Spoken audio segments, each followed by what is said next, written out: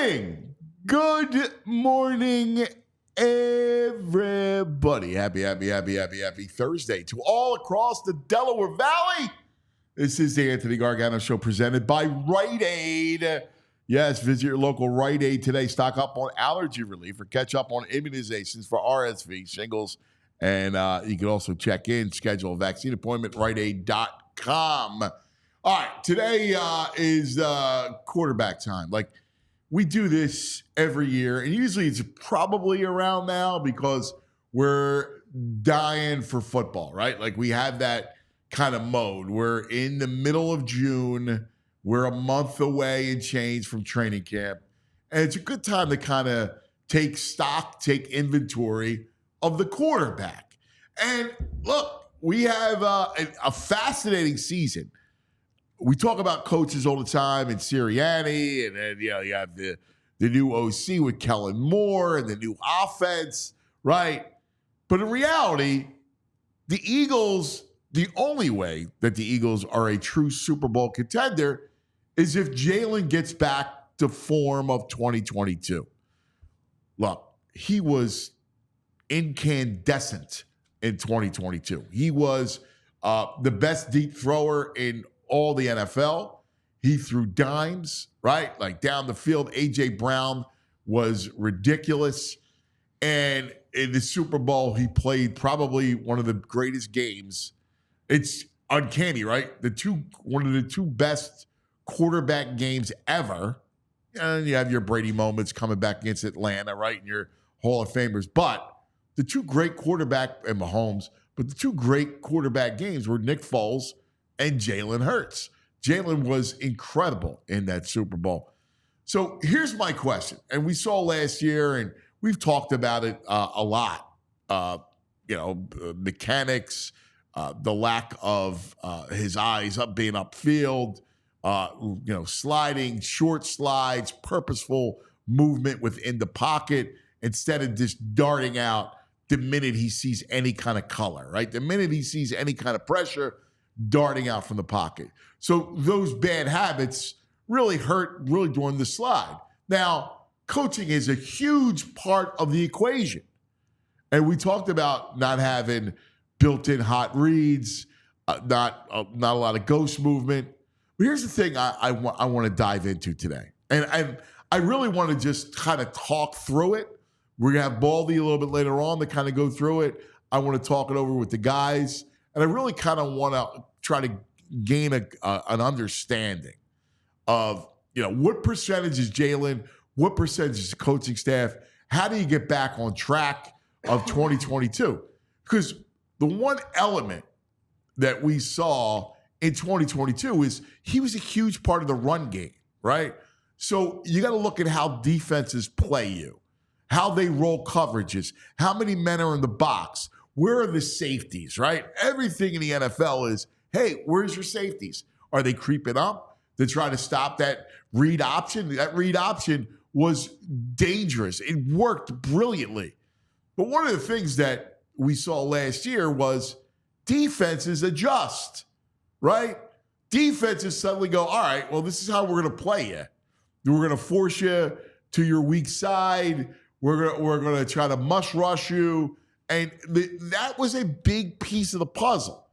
2 years ago, the Eagles' offense was a locomotive. They had defenses off kilter. They had defenses guessing, and they were a locomotive going through them. You could do whatever you want, right? Like, they were going downhill that entire season. So how do you get back to that? And what's the relationship of, all right, defenses adjust, now you got to counter. Now, part of countering, obviously, is a coaching staff, right? And coming up with scheme to counter and giving the quarterback some answers and some ability to work with it. Now, we didn't see that. So that also was a monster problem. I don't know. Maybe I have Wentz disease, Wentz syndrome. I do remember Carson Wentz's rookie year. I do remember going with Baldy, looking at the film. We saw he was a great quarterback. Up until he gets hurt, he was a great quarterback. Now, Was it all him that he had issues, that he had, and I do think part of it is his own, stubbornness, his own issues within the team. Like, they all crept into it. But also, the coaching failed them. They lose their coordinators, right? Doug nearly loses his job then. Then he comes back and is able to, kind of get things right with Foles as the backup. And then it all goes downhill once and for all. So where's the answers lie, right? Is Jalen Wentz 2.0? Now, I don't think so, because Jalen doesn't have the stubbornness that Wentz did. But there's some similarities in that they were both, I think, not as outgoing from the leadership standpoint, kind of unto yourself. I'm curious to see how this thing is going to play out. And is Kellen Moore the fix? Because he's got to be the fix. It's interesting. There are two quarterbacks that all eyes are going to be on, right? Jalen for sure is one. He's got everything around him. A great offensive line. He's got weapons, right? You're sitting with A.J. Brown, Devontae, Dallas Goedert, and now Barkley. I mean, you got everything around you. And the other quarterback, and it's interesting because I loved him coming out of college. I thought he was a can't-miss prospect coming out of college. When Trevor Lawrence was at Clemson, he had it all. Could throw, could run. I thought he was every bit of the can't-miss that Peyton Manning was and that Andrew Luck was. And he looked good, right, early. He was atrocious last year. And Baldy sent me something this morning because we were talking about quarterbacks, and we always put on the tape and look at it. But Trevor Lawrence has the same exact stats as Gardner Minshew. Think about that for a second. Over the last 3 years, they have the same exact stats. Now, is that Doug, right? Is Doug failing Trevor Lawrence? Or is Trevor Lawrence just have his own issues where there is a ceiling and he just can't break through? We saw a little bit with Herbert last year because he's got all the talent in the world, but he had no coaching. It's a fascinating study when we look at the study of quarterbacks. But bringing it back home, this is on Jalen and, of course, Sirianni and Kellen Moore to just get on the same page and get him back to where he needs to be. Now, my question is going to be, is he only effective as a thrower when he's a part of the run game? Because, again, that means man on the outside. That means there should be enough space, especially when you add Barkley. So he's got to get back to becoming a pocket thrower. I think he's got to have more success out of the pocket. And when I mean pocket, I don't mean he just stands there like Matt Stafford. I mean he's got to slide, find throwing windows, throwing lanes, but he's got to be able to throw the ball down the field. And I think that's going to be the thing I'm looking forward to most. So we're going to deep dive into quarterbacks. We'll look at them, we'll rank them, we'll figure out where does Jalen lie, right? Like, he was top 5 unequivocally, right? Like, unequivocally, he was top 5 coming out of last year. Like, coming into last year. He was top 5. And now he's kind of on the outside of the top 10. And it's like, you got rookies coming in and you got certain guys and you go, where's he at? He's probably somewhere between 8 and 13 is probably, when you're going to look at it honestly. But how do you get back to being that top 5? I think that's the biggest question when we talk about the Birds. Last night, Celtics now 3-0. And I don't know about you guys, right? Because I know we're probably not hanging on every basket of the NBA Finals in Philadelphia. We're not doing that. But Celtics are going to end this thing in 4 or 5. And to me, it now puts, if there wasn't a bullseye, it just gets if there was a bullseye, because there was on the Sixers and the Eel, it gets magnified in a big way. The fact that Boston wins it, yo, dude, let's go. Like, I don't know how you're going to do it, and I don't know what the right answer is. We have our opinions, whether it's Paul George, whether it's trade for Butler, whether it's kind of make some other kind of moves around it. We all have those opinions. Regardless of it all, and regardless of the plan, you got to become a title contender again. You got to get out of the second round. The fact that the Celtics are going to win the title is enough for me to pull my hair out. And I'm like this, my finger is poised on the detonate button, right? Now, it drives you emotionally crazy to think about the Celtics winning and the Sixers, and we're in the same spot.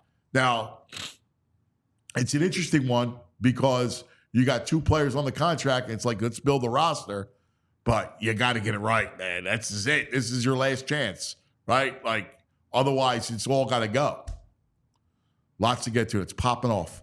Brought to you by Olipop. You got to check out Olipop. It's the soda that's good for you. It's so tasty. It's so good. You can get it at Wawa. All right. Check it out. I'm telling you, and it's good for you. Good for gut health. In fact, VG's got the ginger ale open now. And he's weird in that he drinks room temperature soda, which I find psycho-worthy. Little Euro. Psycho. It's a little Euro of you. Hey, man. You know, the gut likes room temperature beverages. I mean, I'm just translating what the gut tells you. Well, they always say that doctors will tell you that the lukewarm tap water is good for you. Yes. I hate cold water. I love It's cold delicious. water. Oh, it's so good. I love it's my favorite thing. You know what doesn't like cold water? Your stomach acids that help you digest and break down food. They like the room temperature. They're like Mediterranean acids. They like it nice and Toasty. 80 degrees. Yeah, who wants chill. And then they drink a beverage like that great Olipop. Put that Olipop in the refrigerator. Yo, Put in it over in the freezer right It's now. also available at Whole Foods. I get mine at Whole Foods. They're everywhere, the Olipop. I like it. JP John Zapata. Buenos dias. VG. My lace is Greg Caputo. Buenos dias, my man. Let's get into the quarterbacks. Yeah. I'm fascinated by the quarterbacks. I love position. quarterbacks.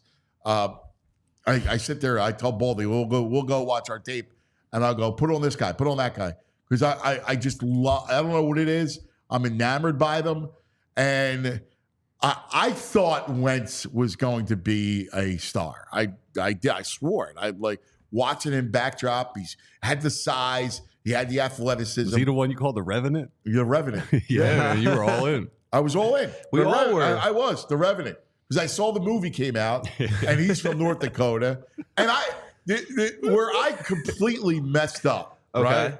Which, by the way, is a great movie, The Revenant. You know, the bear carcass. Bear carcass. Right? Like, I mean, lost Leo. Right? It's cold. It's cold. But where I completely messed up, and I'm willing to say I'm wrong a million times. The only thing I didn't have was I didn't know the dude. Yeah. And I can only look at what you see from an athletic body and what you could see in the art of movement. You got to have it in your head. I mean, Ben Simmons, you could see, is an Adonis, right? And could do a million things on the basketball floor, but he's got no head. He's got a 10-cent head, right? Like he's a deadhead. Like he's got nothing. There's nothing going on. He lives in his own world, cuz. And Wentz was the same way. Wentz had a bad head, bad attitude, bad mental, bad karma. Fragile. Yes. He had all that. And that's what ultimately derailed him. Yeah. The bad head, right? The guy that you can't count on, the bad makeup. And that's what we're talking about. Yeah. You know, both Wentz and Simmons had bad makeup. Yeah. That's something you can't tell, right? Now, was it what was around him that pushed him down and pushed him Obviously, there were factors about winning the Super Bowl, but not having the answers, right? Not having the answers as a quarterback. Bad coaching, right? Not coaching him hard enough. That seemed to be an issue.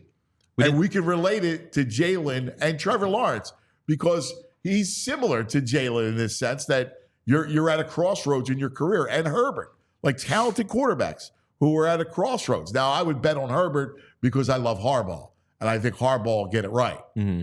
But let's bring it back. I'll bet on Lawrence because I love Dougie. Dougie will get it right. Like he got Wentz right. Listen, that Wentz, that's all on your boy. That front office, they went to dinners with him. They interviewed him. I would imagine they had some kind of psychological test before they draft him and invest all that money, and they got that totally wrong. So, I mean, that's not okay. Well, the coach Trevor had Lawrence. nothing to do with it. The coach and the quarterback are tied at the hip, and the coach has to devise a scheme. How many coaches that gives? By the way, Lawrence is failed, and Doug is responsible.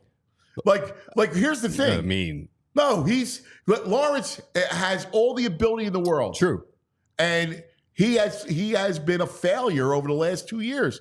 It's time, like now. This is it. Like, well, I mean, he was broken. You spent a couple years with Urban Meyer, and I mean that derails development a little bit, right? Yeah, Urban Meyer. Yeah. Well, I mean, it was a snapshot with Urban Meyer. No, it's still a year, right? Last year. Yeah, it's a year. It's a snapshot. They have no. I believe in them. They have no offensive line down there. I think they ranked bottom 6 in run blocking, pass blocking. Trevor Lawrence got good numbers on his deep ball. I think he tied for number 1 in the league for most deep touchdowns. Except when you go in and you put on the film and you see the stuff that he's doing, you go, "What are you doing?" He's got no offensive line. I believe in him. I believe in a Super Bowl winning quarterback, coach named Doug Peterson. He's going to turn him around. You know, it's funny because I always go back to when when the Niners came here. We were playing the Niners. It was like 2017, and John and Doug are talking, and they're mic'd up. And Doug's we used to play it all the time. Yeah. Doug told John like how much he loved Carson. Yeah. And hope you don't screw it up. I like Doug's demeanor. I think Doug has a winning demeanor, but I'm not sure about drawing up offenses. Doug get any props for Carson before he got injured? I mean, Carson was developing nicely under Doug. Yeah, but also that offense was stacked too. And then he went. Then he had a meltdown because his ego got shattered. But no, he also lost his coordinators. Like the issue with Doug again is, and maybe it's the same thing with Sirianni, that the coordinators are so important to their success. Maybe it's the same thing. Things change. I want to ask both of you guys because as we're deep diving in this thing, because I think it's really interesting. When you look at Brock Purdy in San Francisco, and we did this exercise where let's rank the quarterbacks, Jalen or who we were going through, and listen, we said Brock Purdy or Jalen Hurts, and all of us, including Zach and Bo and VG and you, JP and me, said Jalen. But when you look at what Purdy, and Baldy's going to talk about a little bit later, the layered throws that Purdy makes in the middle of the field, he's money. He makes great throws. Now, is that because of Shanahan? I say yes. I say yes. All right. But you still got to make the throws as the quarterback. And if Shanahan has Lawrence or Shanahan has Hurts, I think they flourish under him. Yeah, I mean, Shanahan, I think, is one of the best in the biz right now. So I think they both improve. Okay, but they don't have Shanahan. Right. So where does it lie? What's going to happen? And this is to me the crux of the whole season relies on who Jalen is. Like you're going to get back because in 2022 we chronicle the season. What's the relationship between the Jalen as a part of the run game, providing space down the field because of how defenses play you? Because if Jalen is a huge part of the run game, that's going to open things down the field because you got to move your safeties. Yeah. I don't understand why he became less important in the run game last year. Like, who is that on? Well, there's also the school of thought that defensive coordinators, and I know a couple of them, one who's really well, and we talk about, how now to attack a team. Once you have an all season and you look on tape and you say, all right, this is what it is. now we know kind of what you're going to do. So now we're going to go attack you that way. So now it's the counter. What's the counter, right? Obviously, Sirianni and Brian Johnson did not have a counter, right? There was no counter last year. None. And where's Hurts lie in the equation? What's his liability there? Yeah. Well, we're hoping that Kellen Moore is the counter there and his new schemes that he's going to implement. Right. Because obviously we talk about the weapons. I mean, this team is pretty dangerous when it comes to his weapons. So we're hoping And they that the had counter weapons is last Kellen. year. That is a good point, too. Right? Like, listen, they didn't have Barkley last But year. they didn't have a Kellen Moore type, which we'll see if a better offensive coordinator is able to get Jalen Hurts to where we were and back that's in where, 22. and that's like, to me, that's the whole story of this Eagles team. The adults are in the room again, right? Kellen Moore seems like an adult, an accomplished guy who's. Listen, We should see a big improvement on the offense. I feel like this year. I feel good about Kellen Moore. Same. But, like, Baldy's right. I talked to Baldy about this. Kellen Moore didn't have a great year last year with the Chargers. No. Is that him or is it Herbert? Well, we're going to find out. Or is it the stability of a team going nowhere with a head coach that's about to get axed? I feel like you give Herbert a little more benefit of the doubt than you do Jalen. I do. Yeah. And why? Because I think Herbert has a ridiculous arm. Yeah, you like that talent. I've always been, and it's why I did not believe that Jalen could be a top 5 quarterback in the league, and he became one. But I didn't believe it because I didn't think he had the arm that Jordan Love. All right, I love Jordan Love. Right? Why do I love Jordan Love? Because I just watch him, short step strides around the pocket. And I'm not saying Stafford, okay? I'm saying movement inside, in and around the pocket to throw. And the arm talent. Like, I watch Herbert. Herbert throws dimes, right? I see Jordan Love. I think he could throw dimes. I didn't think Jalen could throw dimes. He did in the Super Bowl, of course. But that year, he had moments down the field where he was fantastic down the field. But last year, I didn't see any of that. Well, in 22, also that running game was ridiculous as well for the Birds. I was able to, like you talked about, bring those safeties up. And that's the relationship. Dimes. But like VG will go, well, you give him the benefit of the doubt. Why? Because he's a pinpoint thrower. Well, I mean, we've seen Jalen is capable of doing it. The first year he came in, he looked like he had a rag arm. He couldn't make any throws with any zip, and it improved. Like, he definitely improved. So we've seen that he can do it. He couldn't do it last year. I mean, it's not like the arm strength just disappeared. He's got to be there. The touch wasn't there, right? Like, the touch wasn't there. There was a lot of balls that went out of bounds last year down the field, but those that he completed. And let's also be honest, and because we all need Jalen to be great, right? So we all want Jalen to be great. It's just is it going to happen? 2 years ago, A.J. Brown singled up, went and got every ball. Yes. And that was a big piece of this Big deal. The plays were, it's like me and you drawing them up. Just run deep, I'll throw it high. I mean, well, you can do that when you're putting 8 guys in the box, right? And you're worried about the quarterback. You're spying the quarterback. So you're taking all, and so you're man on the outside. So if you're a man in A.J. Brown, good luck. That is true. But it's going to be tough now. Like, with the addition of Barkley, it's going to be tough to put 8 in the box on them when you got this talent on the outside. So, I mean, hopefully Kellen can adjust. Oh, first name. You want me to say more? You gave it. I'm rubbing off on VG. Yeah, yes. I mean, Kellen. Yeah, you're rocking a Kellen. That's my quarterback coordinator. Listen, for me, like, we talked about this before, but like, my big proponent of why I trust and believe in Jalen Hurts is, like, when you're playing that position, you need a little bit of indifference. You need to have a little bit of that dog in you. And I do see that from Jalen. I understand what happened last year, but I think that was a team issue. Everyone was falling apart. But obviously the quarterback starts with him. Yeah, obviously the quarterback definitely. He's the first one to answer because he's the most important position on the field, right? But I feel like last year was just a team thing. This year it's a fresh slate, and I really hope that he has learned from all of his mistakes. You've seen him. Besides, I don't know if he's learned. Like, we make these assessments, right? Like, and I don't know if it's fandom or what it is, but like, you don't know that he's learned from anything. No, I'm saying well from 21 to 22. Didn't he learn from He what had a great year in 22. Right, I right. had 1 year. A great year in 22. And Like, if we're going to look at it honestly, he had a great year in 22. And they were 10-1. But we all said that the offense wasn't like this great offense. They won. They had great moments, and they were able to get off to a 10-1 start. But when things went bad, they went bad like in a hurry.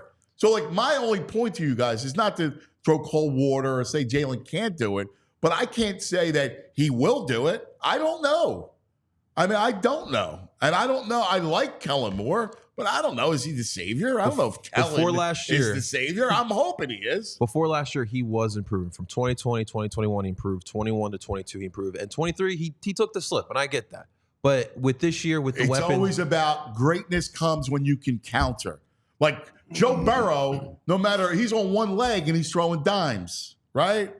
Like I watched Lamar Jackson become an incredible quarterback last year. Put it all together. Stayed healthy, but he also, you watch him navigate the pocket to throw. He was different, right? Like I could tell you all day long, I love Jordan Love, but Jordan Love now has to do it now again, right? Like it's about stacking years. You don't become Burrow or you don't become Brady, right? Or Patrick Mahomes, who's the best, without stacking those seasons. And it's about stacking seasons now. I think that Super Bowl II has a lingering effect on me too. The way he ended that game, it was special. Dude, he was ridiculous, just like Foles. But like, what's Nick Foles? Oh, hey! Right? He wasn't just like Foles. Foles closed the deal. Okay. What in the end? What's Nick Foles? He was a guy who had an amazing run. One of the best backup quarterbacks of all time. He's not even I don't even think he's one of the best backup quarterbacks of all time. He just had 1 year where he caught lightning. All right. We got to take a quick TO because then I want to get to my man, Jim Salisbury, who wrote a real interesting piece about Kratz. We got to talk about the Phillies and the whole travel thing and where they're headed. And Jimmy's just killing it. We all silly like the mayor.